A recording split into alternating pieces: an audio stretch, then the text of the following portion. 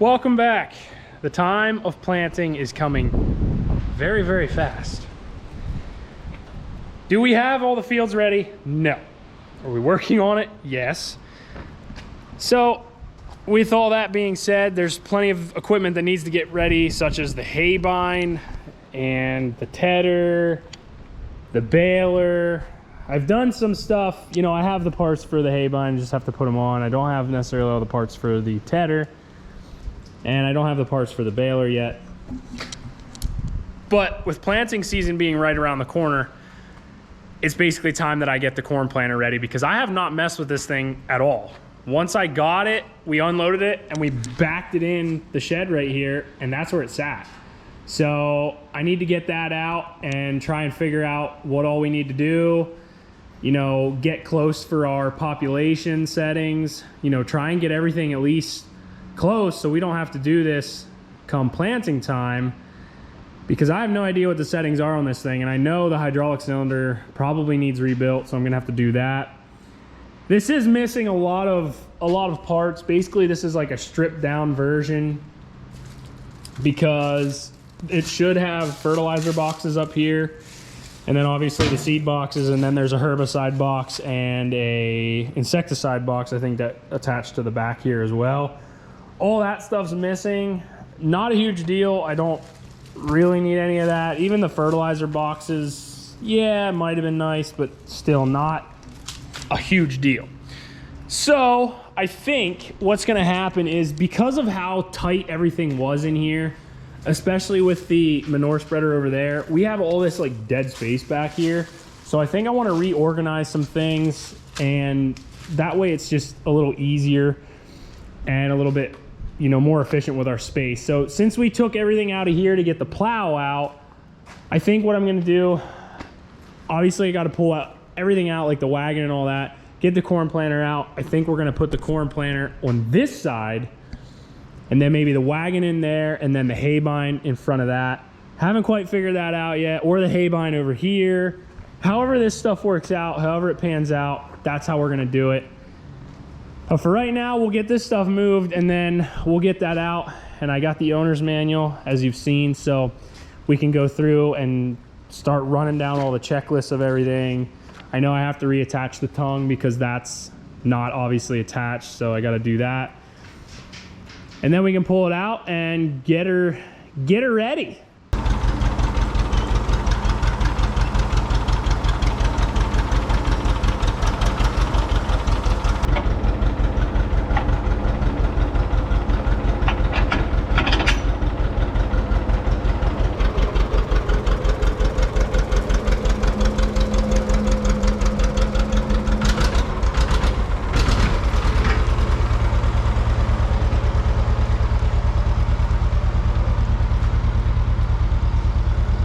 First things first with this, since I was transporting it, the tongue got flipped up so it would fit on the trailer. So that's the first thing that needs put back together.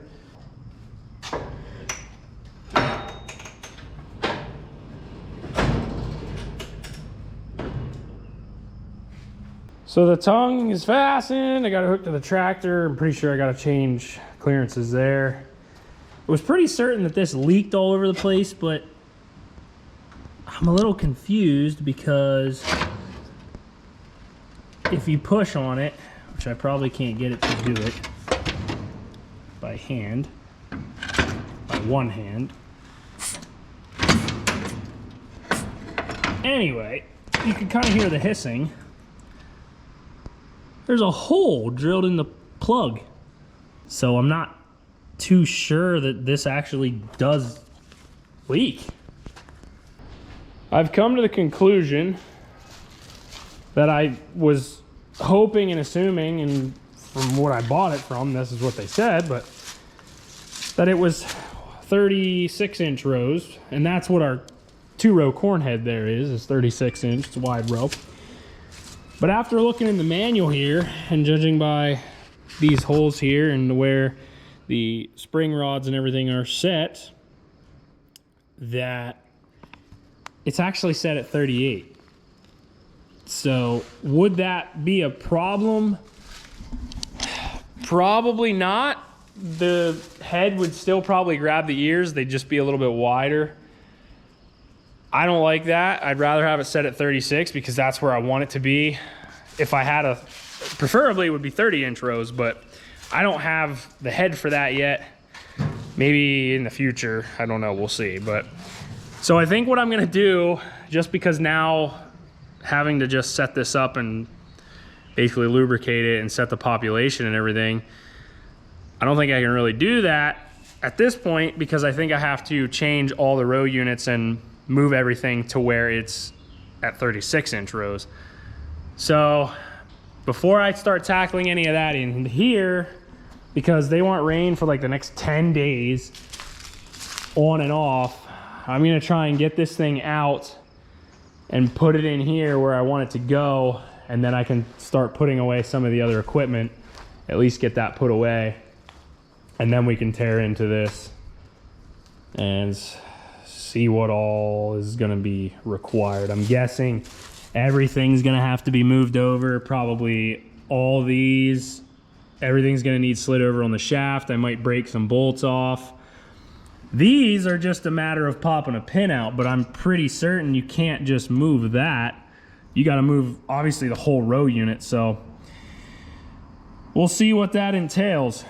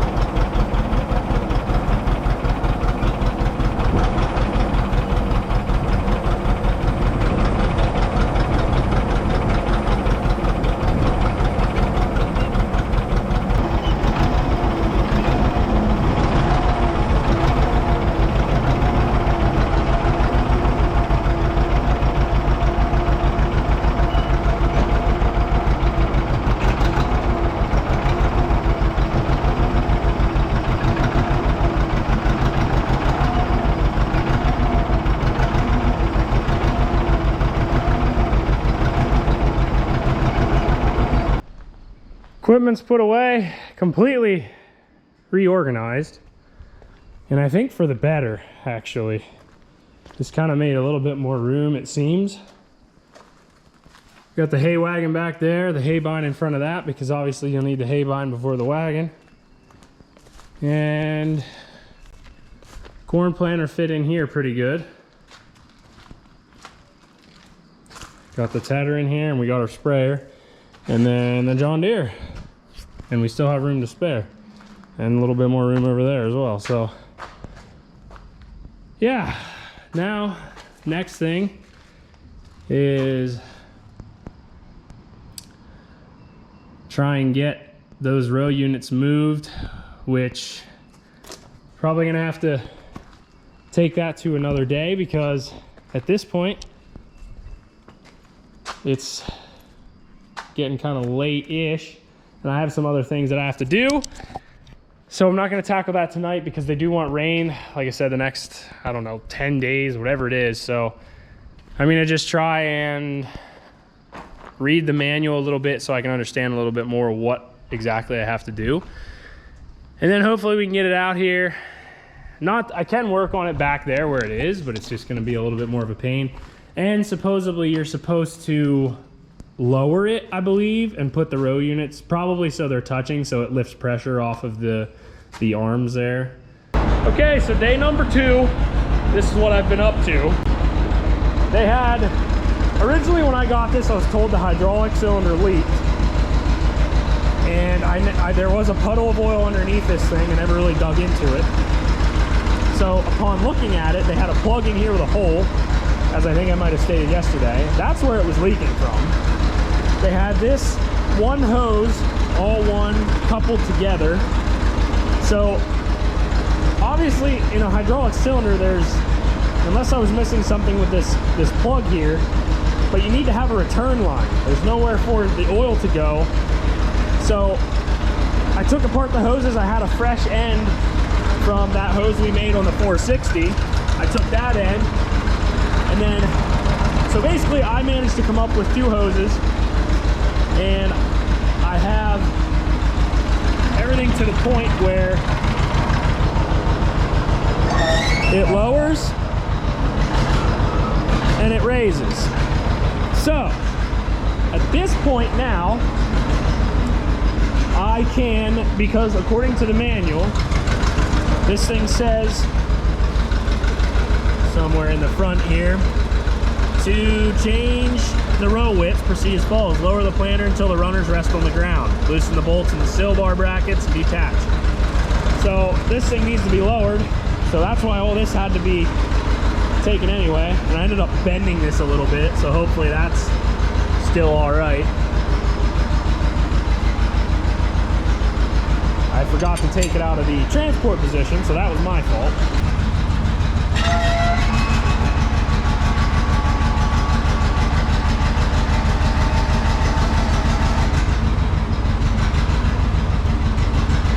Now the part that I'm worried about is all these bolts turning loose. That's the part that I'm worried about, because yeah, ultimately if they snap off, it's not the end of the world, because I could just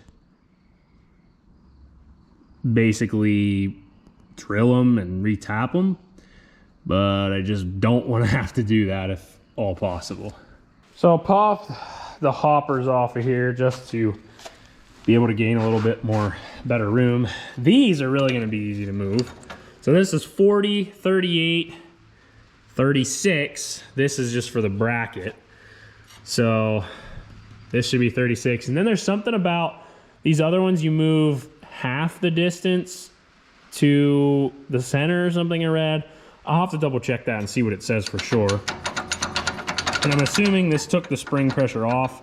That's why you lower it. I'm not sure.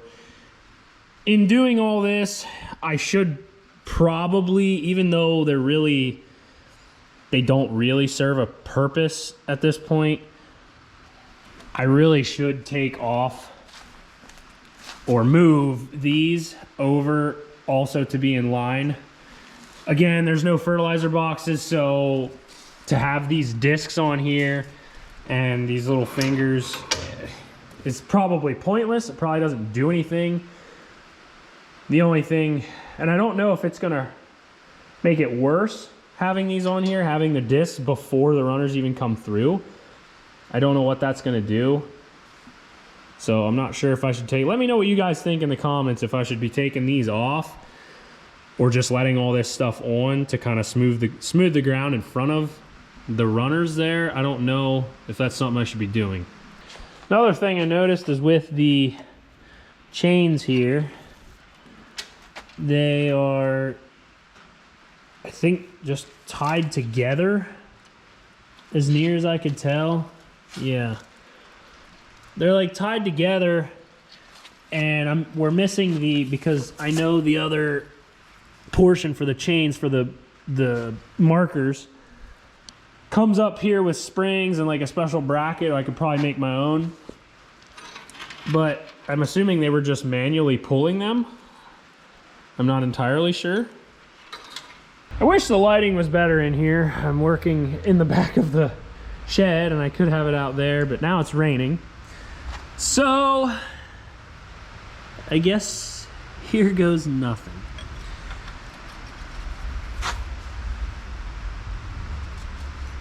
What? No way, they actually turned? And obviously this is only one. You gotta be kidding. Wow. I need to get a socket and see if the other ones turn. If they all turn, that would be great.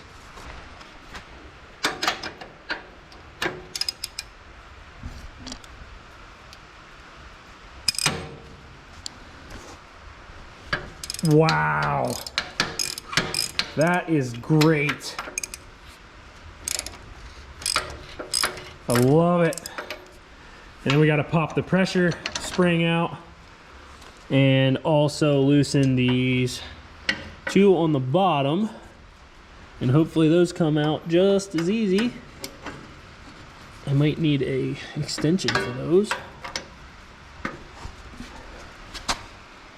Oh, I can't believe it. Now granted, this is only the first row unit out of 4. So you got 4 bolts on each one. 12 more. Let's hope they all turn that way. If they do, we're gonna be in great shape. I've come to the conclusion that I think I'm just gonna remove these discs. I don't see really the purpose in having them in there. They're more so 110%, they're for the fertilizer disc openers is what they are. We don't have any fertilizer things in here. Now I will let these in. These will kind of help, you know, if there's any trash on the top or whatever, but I'm gonna be working in good plowed up soil, you know, stuff that's prepared really good. So I shouldn't really need these, and these aren't a disc opener for the runner anyway. So I'm just gonna remove them. And the one down there doesn't even have a disc on it, so I don't see the need to keep them on here. This will definitely be a bare bones planter, that's for sure. All the fertilizer discs are out now. It looks a little weird. Like I said, it's a complete bare bones planter at this point. And very good news is all the row unit bolts that I needed to loosen in order to move everything, every single one of them came loose without anything breaking. Definitely happy about that, because that could have been a very time-consuming problem. Well, it's not planting day today, that is for sure. Now, since the discs are removed, I need to move all the row units, and I got to figure out the best and easiest way to do that. First one's moved and the second one is moved. Actually not that hard. You kind of loosen these a little bit more. Got the brackets broke loose, so they moved down, so there's plenty of play. And you can see where it was before. So we moved this one over.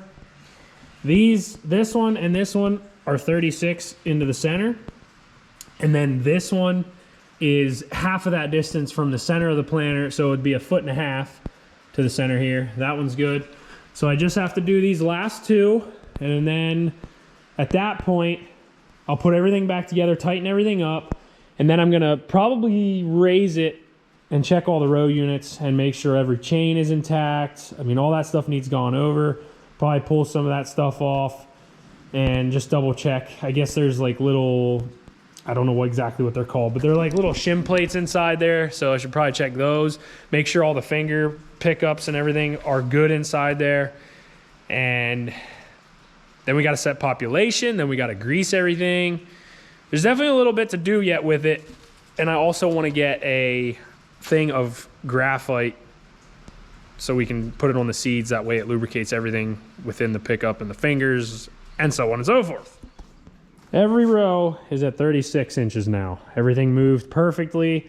I did not tighten anything yet. I didn't put the pins back in the pressure rods. Everything's still loose, but all the measurements hold out good. Everything holds out up front here, everything in the back by the runners. So what I did now is I took off all of the, I guess each row unit I pulled apart and just inspected all the fingers and stuff. There wasn't really any seed left in here, so huge plus there. Little bits of stuff here and there, but nothing, you know, too major. And the fingers and everything, I was just checking the mechanisms of these, making sure the spring, you know, was working. So I think everything's okay with that. Biggest thing, I might want to try and replace these rings in here. I don't know where to find them. So really, I'm gonna try and do some research on that. I have to check the wheels yet. They should be okay as far as the placement up here for width, Because they were set on 38-inch rows, they should be good for 36. Nothing should have really changed with those. That should be fine. And population yet, and double check for markers, kind of that mechanism up there. Everything's intact back here, so we should be getting somewhere. We're getting closer. Definitely want to try and clean these up a little bit. Any junk that's in here, like all this loose stuff, but we're getting close. Try and read this mess and figure out how we're going to set up our population. This fly is driving me nuts. Just going over everything here with the population settings, and this chain here isn't doing anything. This is for the fertilizer, and obviously they're not connected. So the main chain here, the drive chain, what I'm looking at, and I'll try and get you in here, is this right here. This is whatever pulley that is. You know,